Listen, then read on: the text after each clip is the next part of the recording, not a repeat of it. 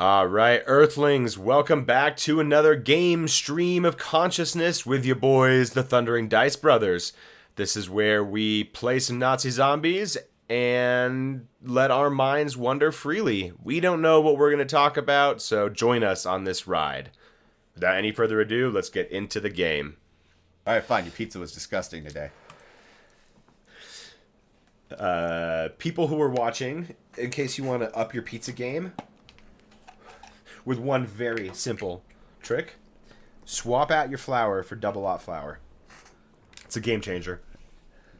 And what is double lot flour? It's precocious some brother? fancy, super finely milled Italian flour. In the case of the one that I got, ostensibly from Italy, it says so. You know, if the package can't be trusted, but it creates the crispiest non-cracker-like crust, I should add. It's none of that dried out Chicago tavern style bullshit pizza with the cracker crust. No.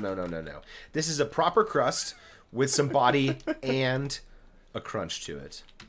Maybe I'll post the recipe in the comments or down below in the description. What do you think, Ian? Should I? Or should we wait? People can read that in our cookbook that's coming out. They can read that in our cookbook, which is forthcoming. Yes. You guys heard it here first. Yes. And one of the amazing things with the double lot flour on a deliciously heated pizza stone is that when it is cooked to perfection, you can hold an eighth of the pizza erect, and it does not slop down. It is excellent. Even with a hefty amount of sauce and toppings, it still stands there, forged in iron. None of that New York flop. Yeah. There's no chemicals needed to reactivate the blood flow. Because fuck it, the metaphor's gone on too long. We've stretched it.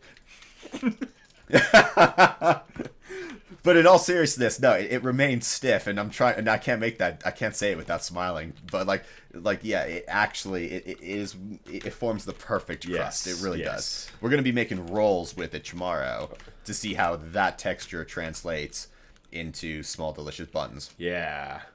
Well, actually, I hadn't planned on making a roll. I had planned on just. Oh no, you're gonna boulé it. As a boulé. Yeah. Sorry, it's gonna make the. Okay, no. My prediction is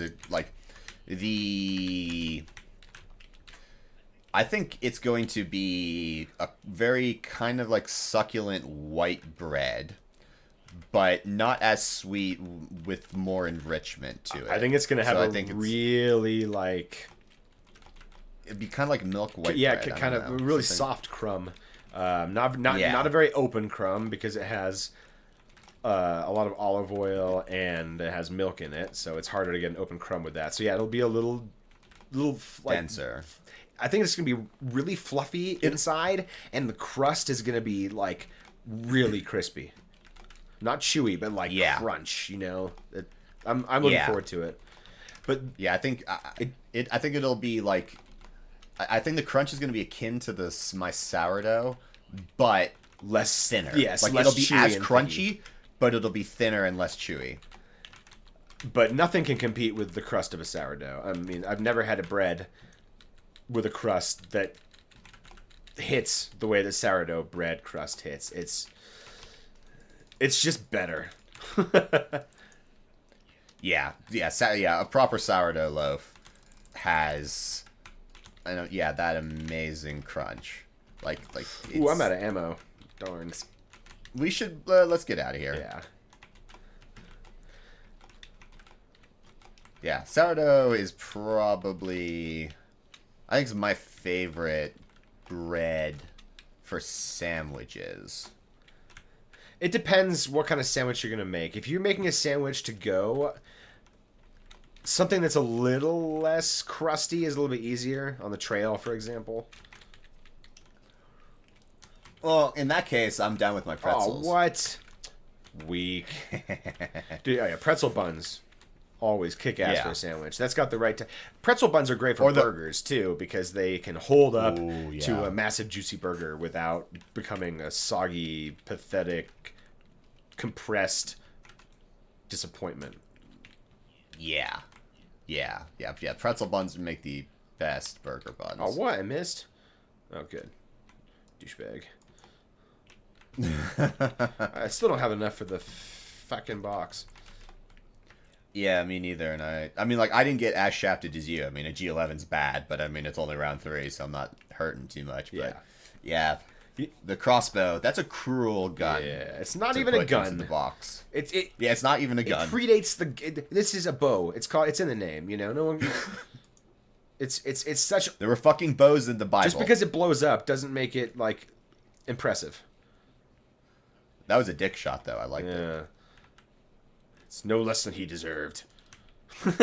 Double tap. You get like 150 points for shooting in the dick, yeah, you should. Yeah, the crossbow gives you no points either for kills. See, that's extra nonsense. You know what I kind of also... Like, there aren't... They're very... actually, no, I have to retract what I was about to say. Scrap everything that I just said in the last 30 seconds and move on to a new topic. Well, I was going to say, reflecting on sourdough, I think sourdough. If I had to choose only one bread for the rest of my life, it would have to be sourdough. You can only have one type of bread for the rest of your life. You know it'd be sourdough. You can do way more with it. You can have it sweet. You can have it savory. I mean, I know that if you pick something else, my hang up with you would miss sourdough. No. I don't disagree, but like my hang up with what you just said was if I can only have one bread for the rest of my life. Like, a part of me died hearing that. And I was kind of in trauma. Like you were actually mourning the loss of all your friend bread. Yes, because I mean, like, I was like, croissants and brioche and pretzel dough and bagel dough and pizza dough and these other type of dough, rye dough, and just so much goodness. It would just be so heartbreaking. It's like having to give up drown cheese your favorite dog. Ooh, sourdough with cheese. That's one of my favorite ones that I make. But I was like, imagine if you had to give up cheese too. Like, I don't know, what would you rather give up, bread or cheese? Sorry, people who made it this far in the stream. Like, I told you, the stream of consciousness, no idea what's gonna come out of our mouths. Cheese or bread?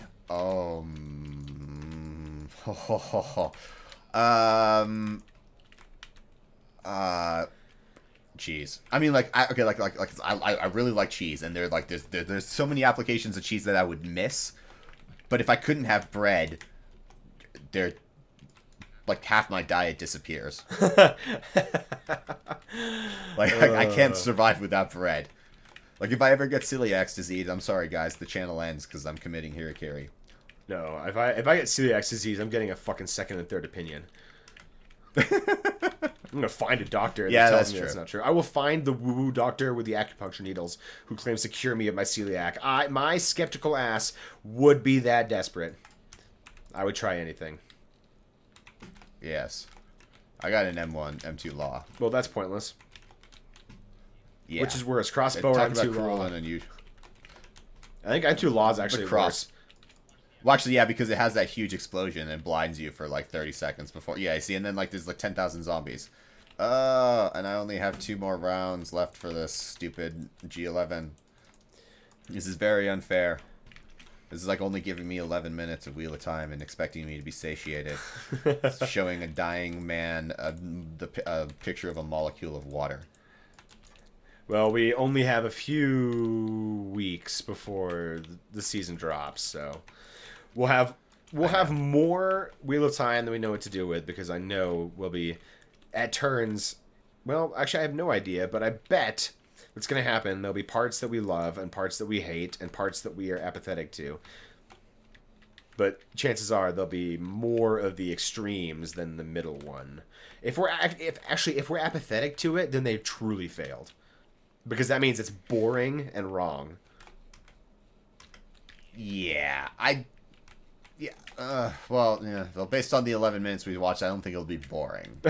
No, the 11 minutes we watched, that was the entirety of their CGI budget. The rest of it is going to be them like walking through the waste with Bella or something.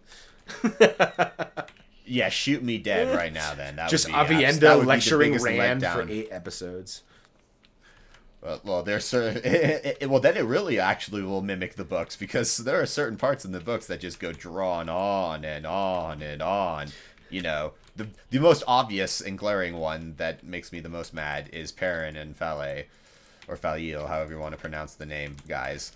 Their departure from each other, and it takes basically a book and a half for Perrin to finally get her back.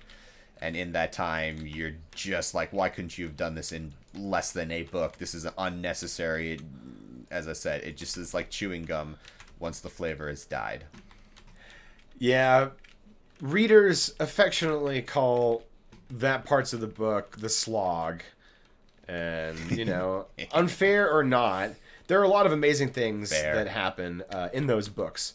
A ton of character development happens, and a ton of just making plans and moody bitching. Yes, there's a lot of that. But, dude, the payoff at the end of Winter's Heart, where Rand does a thing that, should we, you know, that's a big spoiler. I don't know. Nah. Just Rand does a thing. What, you mean cleanse the source? Yeah, spoiler.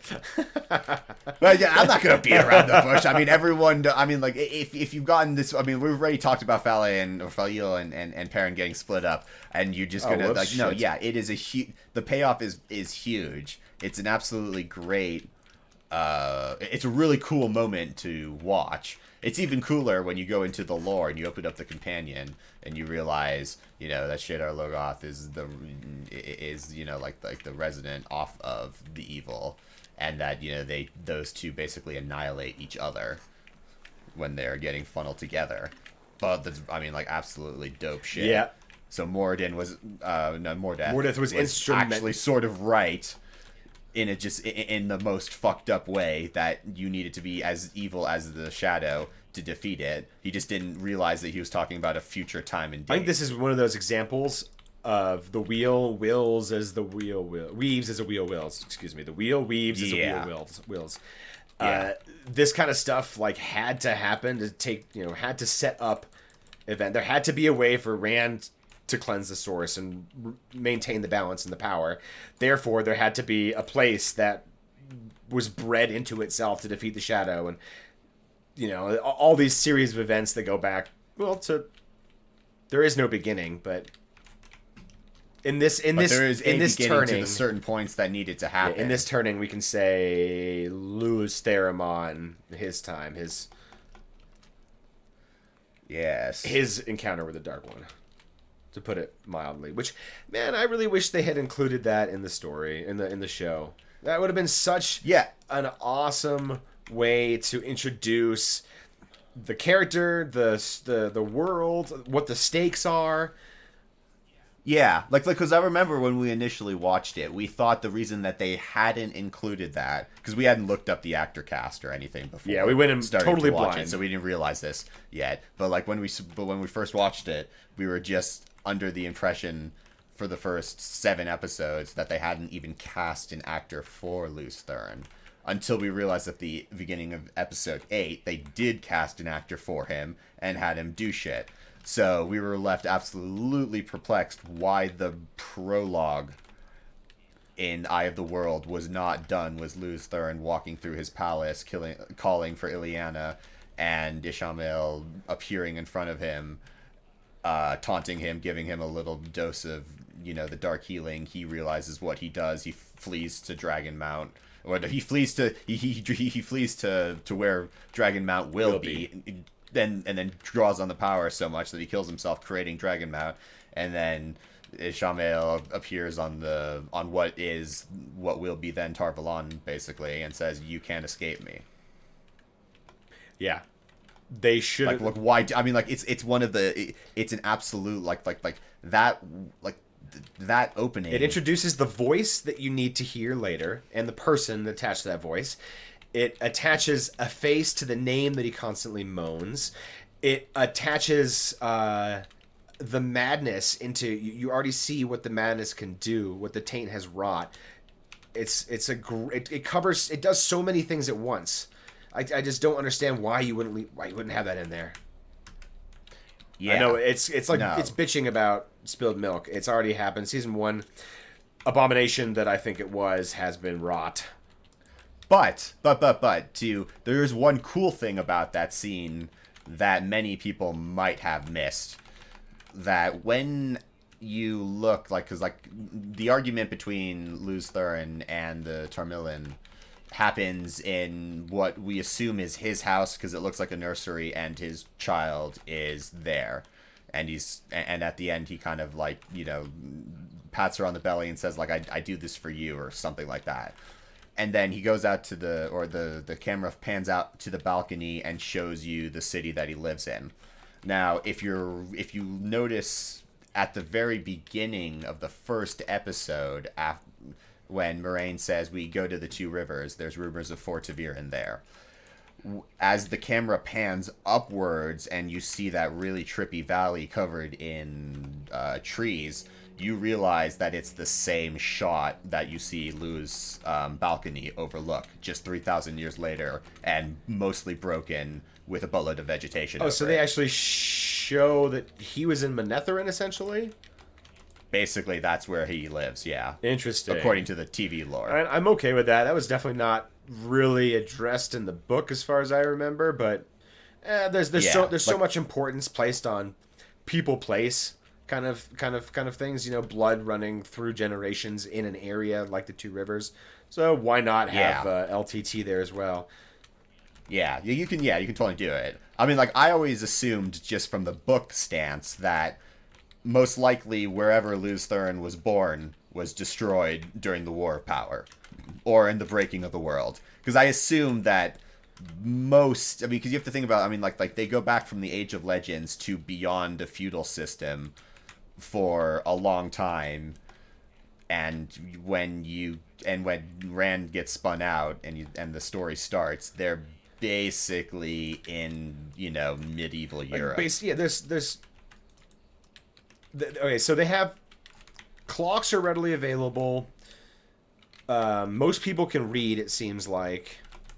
So it's not like Dark Ages status. So it's not quite terrible, you know. It's not as bad as it was probably as a society's organization. Like, no, yeah, like, there's more literacy, and it seems like a much more idealized society. Like the way people be like, oh, I would have loved to live in the 1700s. Yeah. You know, those people who say that type I of shit. legit would have loved to have lived in the Two Rivers, though. It sounds pretty freaking idyllic. Like, it's the Shire of the first book, almost. It's that analog. It's totally isolated and peaceful and essentially untouched and unconcerned by current events happening in the world around them. Yeah. Yeah, that's exactly what it is. But the Shire is, like, I would say, bollocks. That's a bad gun. But the Shire is only untouched by the movings of the world because of the Rangers, who have especially been protecting them. Yeah, Lord of the Rings. Yeah, the Two Rivers is just isolated because the world is sort of. I'm gonna say the world kind of shrank a little bit.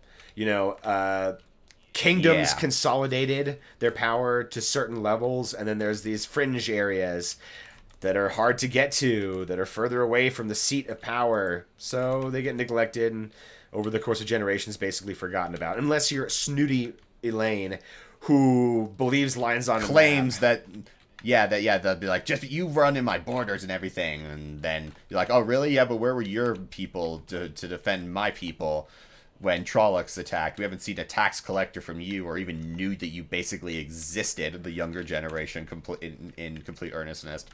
So, like, you know, you have no authority over us, especially now that we have, you know, kind of shaken off our small-natured yoke and have reemerged as the kindred spirit of Manetheren after the Trolloc battle. Yeah, I mean, like, that's basically the vibe that gets sent. And Elayne, you know, is so insecure in herself and in her abilities as a queen that she so overreacts to Perrin and Faile coming, like, completely peacefully, basically delivering her the two rivers. Like, listen, we fought off White Cloaks, we fought off Trollocs and Murdral, we fought a goddamn Borderlands war in the middle, in your kingdom, supposedly, and you didn't do a damn thing about it, and you're gonna lecture me about raising a banner, Miss High and Mighty? Oh, man. And how about not doing anything about the White Cloaks assaulting your own citizens? Yeah, if you're so concerned with this citizenry, why weren't you there? And you say, oh, well, the crown was occupied elsewhere? Oh, well, sounds like crown doesn't care enough to keep us in their thoughts and in their efforts. So screw the crown. I mean, God, I know that's not really how Perrin is, but God, she's such a cunt about it. I'm sorry to use that word, but that part is so frustrating when she's such a bitch to Perrin and Faile about it. Like oh yeah, you okay, people will say she's a queen. She threatens to execute She's them. proving a point. Yeah, there's that, and there's also, like, and then expecting, oh, I thought you were going to ask a boon of me and try to be all annoyingly gracious about it. Like, girl, you got a lot of growing up to do to become that queen. Like, you may have a ring on your finger that says you're Aes Sedai, but you are half the woman your mother was at this point. Like, damn, girl, you got some growing up to do. I don't think Morgase, in her right mind, would have been nearly that dismissive of Perrin. She was a lot more practical and pragmatic about the two rivers when confronted with Rand claiming to be a loyal subjugant of the queen, smirking and telling Elayne, yeah, right, the two rivers hasn't seen a tax collector in 6 generations. Ask him if he knew he was a part of Andor. And then Rand, he's like, no, I had no idea you existed. Yeah, like yeah, she is so much smarter than her daughter. Yeah. And even more like foresighted too. I mean, like, you can say that this was like the pattern, making sure that Elaida didn't get her hands on Rand early on. But I like to more think about it that Morgase was just like, no, I'm not going to let you fucking talk to him because this is just I know what you're thinking and this is stupid. An axe, he tumbled into the garden. Nothing suspicious here. And just because he's a man doesn't mean something. Well, it is the funniest, like, most suspicious thing ever. Like, if you are a medieval queen and some farmer-looking dude with a legendary sword, basically, blade, just happens to fall into your courtyard and talk to your daughter just accidentally on the same day, the most evil channeler ever comes through your, like, no, you're absolutely gonna look at that and be like, there's some shit going on, there's some shenanigans. And then you've got Elaida going, oh, he is a bringer of great change and destruction, and a current swirl around him, and he is at the center of it all. You're like, oh, damn. Okay, so this person is, like, I don't know. I'd be suspicious if confronted only with those facts, with no other knowledge. No, that's true. And then also to top that off, you know, Gareth Bryn also says somehow the sword belongs to him. You know, he doesn't understand it, but he confirms that, like, that Rand is the owner of that. Yes. Not saying that he is a blade master, but saying that the sword belongs to him. So it's like, you are right though. There are so many shady things, but as I said, I like to think that it's like the wheel, making sure that he needs to do that, or just Morgase is just, you know, that, because she's as we said, a very wise She's queen. Smart, and she's seen some shit. She's done a lot of political maneuvering. You know, they always say the Karyenan are the ones that play the game of houses the best, but it always sounded to me like Morgase had that on lock. Thom, the master of the game of houses, always had super respect for Morgase's abilities, and she was the only one who could ever beat him at a Game of Stones. Yep. Yeah. Another character that I'm disappointed in the depiction of, unfortunately. Yeah. It's like I like the actor that they cast. I've seen him in other things, and I like the way he portrayed, like, what he was given, but he doesn't have the same, like, bardly I expected more that I expect from Thom. He, like, the doesn't even have, like, the mustache to, like, they didn't even try to do that. Well, they could have just gotten Sam Elliott to play it, man, and I would have bought that. Oh, that would have been funny. Like, the Sam Elliott has the right kind of voice too, you know? Like, it's maybe not classically bardly, but, you know, he's got a ring to him. But dude, I know, but just imagine the Sam Elliott, like, you know, doing, like, the you know, doing some of the poems. Oh my god, I want to hear that so bad. That sounds awesome. Oh, that is so well timed, because I was, like, right almost out of ammo. Dude, I am. Where the hell is the box, by the way? Oh, it's at the top of the stairs. Where we. Oh shit! Oh, is it up there in the building? That's a terrible place. Let's get some halfies. I've been rocking this STG 44 forever. I have a bunch of points. We should open up everything we need to and get to the teleporter so we can pack a bunch. Yeah, that's a good idea. Wow, insta-kill. I did not realize that. It's like they're dropping like flies. Holy shit. Right. Spray and pray, bitches. Whoop.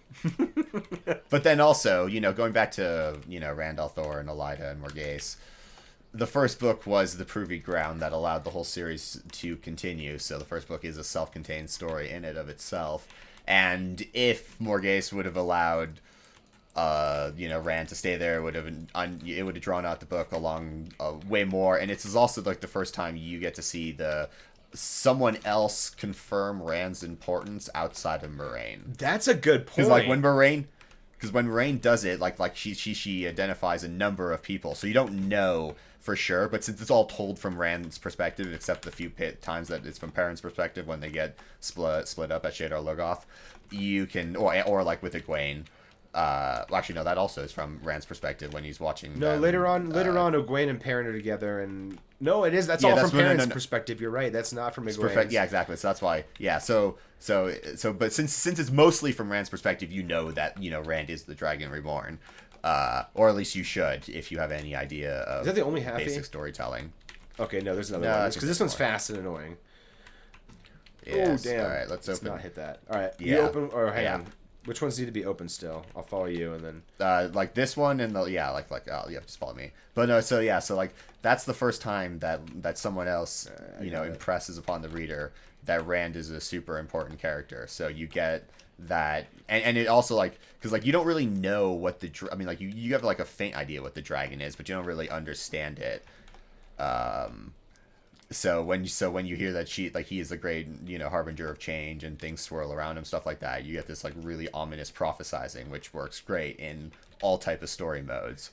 So that's one really important aspect of her saying that. And of course, obviously, you have to let him go after that because the story has to continue. Ooh, cool, reload. Word, I'm reloaded. All right. Are you gonna Oh, cool. Yeah, Yeah, I hadn't actually considered that because what's funny is having read the books as often as we have, I forget that there was a first time and that I wasn't privy to all the information that I now have in hindsight, having read all 14 plus 1. Right. So it's kind of fun to put in perspective. It's like, oh yeah, that's right. At one point, book 1 is all I had ever read.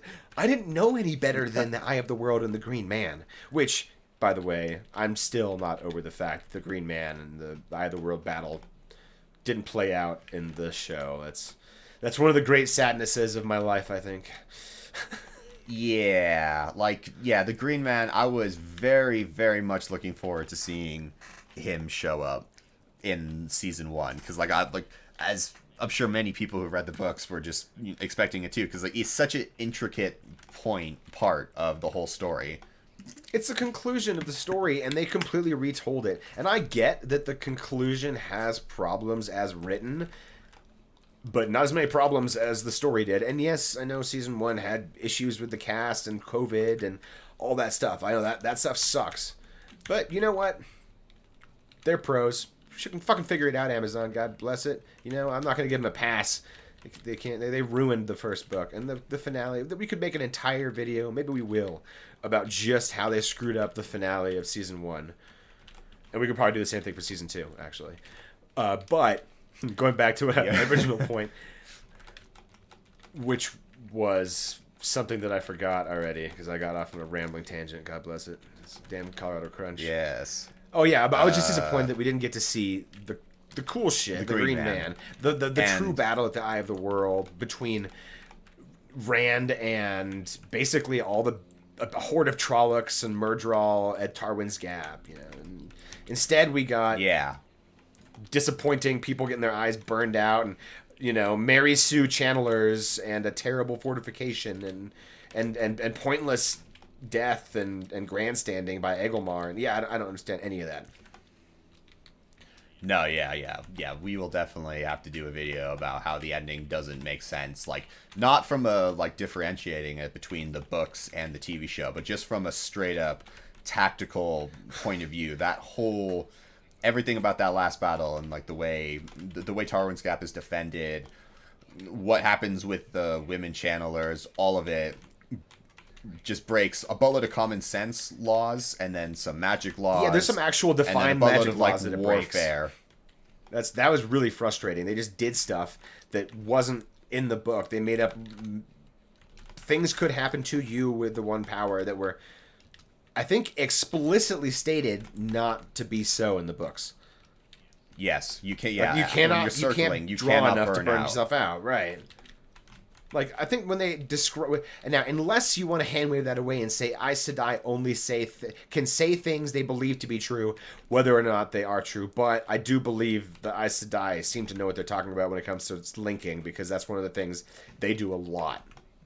And they also they talk about having a full circle with men and women later on in the book, so that's pretty well understood. No one burns themselves out using a circle. So that was silly and unnecessary. Yeah, no, like you didn't need to change those type of fundamental basic rules. Yeah, I don't get it. And Amelisa being an Aes Sedai or being a channeler was a weird change that wasn't necessary, and making the girls be the focal point of the attack was also not necessary. We have to do a video just on this just to break that down. Yeah, exactly. I know it's 2 seasons too late, but better late than never. Yeah, better late than never. Yeah, definitely. We'll do an independent video on that one and it'll be interesting. You know what I think is? That one. I think it's interesting that no matter what we talk about on a stream, somehow it always ends up back to like Wheel of Time or Lord of the Rings or something. Well, that's because it's our bread and butter. Yeah, I mean, like Wheel of Time, we both really love. Lord of the Rings, we both really love, but I love way more. Yeah, you have a bit more of an encyclopedic knowledge of that than I do. A bit more. Yeah, I'm insulted. I'm being deprecating in my praise so that no one thinks that I'm overstating anything.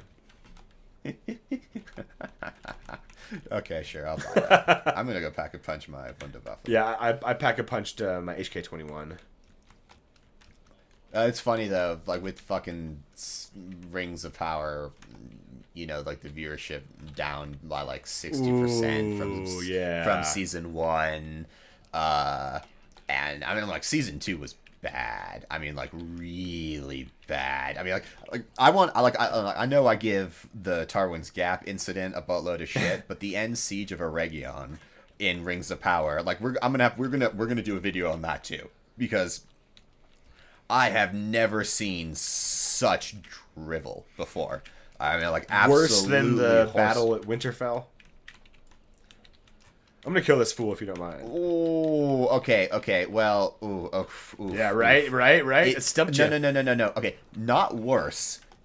On the same level. Like, that's how bad it is. Okay, so that's just, but for different reasons. That's the S tier of bad. Yeah, like the Battle of Winterfell, like that seriously aggravated me so much. It was so pointless. Because they spent 2 episodes leading up to it in season 8, and they were just like boring backdrops that like didn't need to happen, and it was just way too drawn out. And they're like, oh my god, Jon Snow and Daenerys are related. Whoop-de fucking doodah. They're the first cousins ever to have sex, probably. Yeah, and in the fucking Targaryen family, honestly, fucking so cousins inbred. Pumping each other, like, come on. Cousins might be too distantly related for their taste. Yeah. Oh, that could be. I never thought about it that way, but that's ew. But no, like the Battle of Winterfell, like, makes no sense. Especially, I mean, like, because you're not fighting an army of people that feel pain, that will have irrational maneuvers. They'll retreat, that will try and regroup, and yeah, like you're fighting an enemy that that is always on the attack. No mind, no reason, pure what you would call like fury if you're talking about writing, because it's a visceral type of attack. You know, if they're carrying swords, they're hacking at you until you're gone. If they're not carrying swords, they're biting you, they're tearing you apart with their claws. It's a very visceral type of hand-to-hand death.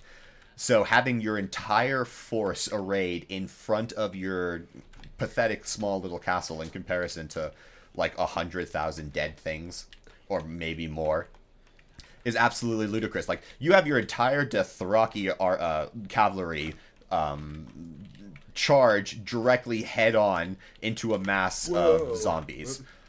Like, in what universe did anyone ever look at that and think drew up that battle was plan and was like, yep, nothing better can be done here? Yeah, I mean, yeah. at least try to use the that... defensives of Winterfell in some way. I mean, you have some defenses there. At least try, exactly. and then maybe don't have your entire Dothraki army in one place. Like, all right, if the zombies are dumb enough to come at you and encircle your city, then have the Dothraki be far away, and then come sweep in and do some damage with some dragon glass from behind somehow. I don't know, anything but what they did. Yeah, anything. Well, there's that. There's the fact that there were no ditches, trenches. Lines of fire, except the one that they just won around the castle. You would have put it would have been trench warfare for like is miles and miles. Oh shit! Did you jump into my stream of zombies? I just jumped down into that, and I was like, whoa! I was looking for a peaceful exit, not a fun little melee. No, so yeah, like there's no fortifications or no barriers that they try to instill to slow down the horde. Like as I said, the Dothraki just charge directly head on. They don't try to do any harrying forces, even though that wouldn't necessarily work as well against a horde that's just running at you with senseless purpose. So only thing you can really do in the same way that the way Rodell secures the Valley of Thakandar. Oh, with all those... I was actually thinking the exact same thing when you were mentioning those defensive positions. I was like, just like at Thakandar, with all those bales of thorns and ditches and all kinds of stuff. Logs of wood that are burning. Yeah. Use the terrain and the environment. To your advantage, because you have nothing else when you were fighting Trollocs, zombies, and armies of Fades. You just have to be that type of ruthless. And he was smart too in realizing that he was basically fighting a war of embittered retreat. There was no gaining ground for him. It was make the shadow pay for every foot, for every inch they take. Yeah. It's like the dragon has to win here. If we die, we die protecting him, and if we die and he dies, doesn't matter anyway. Loses. We're screwed. So yeah, and he's the perfect, and he's the only one that kind of resists the compulsion. He's the only one who kind of feels like something's not right. Like, all of my instincts are telling me to do this, but my brain is telling me to do something that I know is wrong, and it feels right, but it's not right. And then finally, I think a wolf gets sent, or is it? Yeah, Elias and some wolves come. No, the wolves, knock him out, and gently take his hands in their mouths and drag him away, and he feels an overabundance of leaf. He's like, finally, someone has relieved me of command. Yeah, that is a great play, for the, that happening, but playing with the shadow, playing the shadow, the compulsion style, manipulating the great generals in the last battle to slowly turn the battle against them, and having to ultimately turn everything over to Matt because of his unreal stopping the one top power from touching him. He's the only one that is to compulsion and other forms of interference by the power. Yeah, that is a great fucking twist, and of course also all his battle knowledge, which somehow he just has in the show because he's the horn blower. Yeah, that kind of bugged me too, because explicitly in the book, Matt's like, I'm not one of you, right? And then Ardor Hawkwing's like, nah. You lucked out, but you've done enough to be something like that. Yeah, it's great that joke happens. Yeah, so making him a horn, and unfortunately can't happen. Kind of lame. I don't know. Yeah. And the way that he gets his memory is I don't know. The Aelfin and Eilfin stuff's kind of cool. He goes through the first time and gets some unexpected answers that make no sense to him, and then he thinks he's going to get the second time, and he's yelling at them the same questions, and they just end up giving him weird, he didn't realize he was asking for things like other people's memories, or the Ashandarai, which is now just Padden Fane's dagger stuck to a pole arm. It's kind of disappointing, man. Very disappointing. That weapon in it of itself is amazing. Yeah. I mean, It's like his signature style. The words inscribed on it, like I don't remember, like the treaty. Thus is fulfilled. Something. Thus is our treaty written. Thus is our oath fulfilled. As it is written, so shall it be done. Kind of words. Yeah, something like that, but not said in those exact same Moses. jargon. Yeah, like as it is written, so shall it be done. Yeah. I wonder if he's going to get hung. Moses? Hanged. No, I'm just kidding. No. Matt. I hope... Moses. He should. I mean, that's another defining characteristic of his, having being hung as a part of the price he had to pay for those memories and those answers. Yeah. Brah, what am I doing with this gun out? I'm just being a fool. Yeah, and I always find it funny too because he's like, he always wears this scarf, and there's that little moment when Tuon wonders, like, I wonder why he was hung. Yep. But he never tells her. Yeah. He'd be a very, very mysterious person. Like, all right, this guy's he's a genius. He speaks the old tongue. He's like fucking badass on the battlefield and like one-on-one combat or directing troops. Has insane luck. Has been hung and survived. Has probably been stabbed. Has seemingly been everywhere. Yes. In the known Knows world. the Dragon Reborn intimately as like a confidant and friend and trusted general. Like, yeah. Quotes Arthur Hawkwing like he was there. Because he remembers his face. Like that's something that he and Rand have in common out of prophecy for Rand, that he remembers Hawkwing's face. Oh, that's true. Yeah, Matt is such a it's such a great character. And then of course he's just a mischievous boy at heart half the time too. Which is why I think Robert Jordan wrote Matt as himself a little bit. I don't know. That's my headcanon.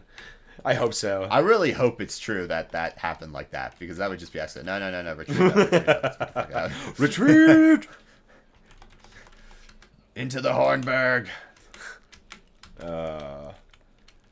See, they don't make movies like that anymore, and it's not that old, but they really don't. No, they, seriously, Lord of the Rings showed how to make fantasy movies and TV shows like a reality, but no show or movie has lived up to what Lord of the Rings set. If the Game of Thrones had never been finished, it would still have been thought of better than it is now with a finale. Yes. And I mean the TV show, not the book, obviously, because who knows when if and when that'll change. No, that's never getting. He's never George R. R. Martin's never finishing it. I think he just got so turned off by the way I don't know. I assume he got just sick of the whole thing. I assume he just got lazy and was like, but he's written other stuff though, so I don't know if laziness is. That's actually true. Yeah, he could just have been turned off. It's really hard to, because I don't know what the state of his mind for this. Or he's got the fuckets, man. What do you his fuckets is a good possibility too. Because I've you made millions off of this, and now I'm just gonna have fun with my model train sets and enjoy life and eat a buttload. Wait, is he a model train set enthusiast? I thought I heard that once. Okay, that's kind of awesome. I'm down with that. That's funny. Oh, that is perfect. Ah, dang it! I had hoped to make a halfie because I still am rocking an STG-44. I am going to pack a punch in STG. Oh, Commando! Ask and ye shall receive. The gods are good today. Very nice. All powerful atheismo. We hail thee. May the Creator shelter us.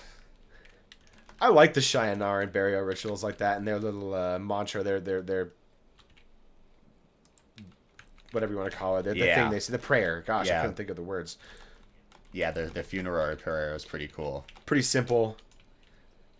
Exactly what it would be for that type of warrior society. Yeah, that close to the blight, always in fear of, annihilation. And Ingtar, hearing him say that at the end, and the description of the tension leaving his body as he turns to accept the fate, knowing that you know, someone spoke the words, and that maybe there's a chance for him. God, that's a powerful moment in the book as well.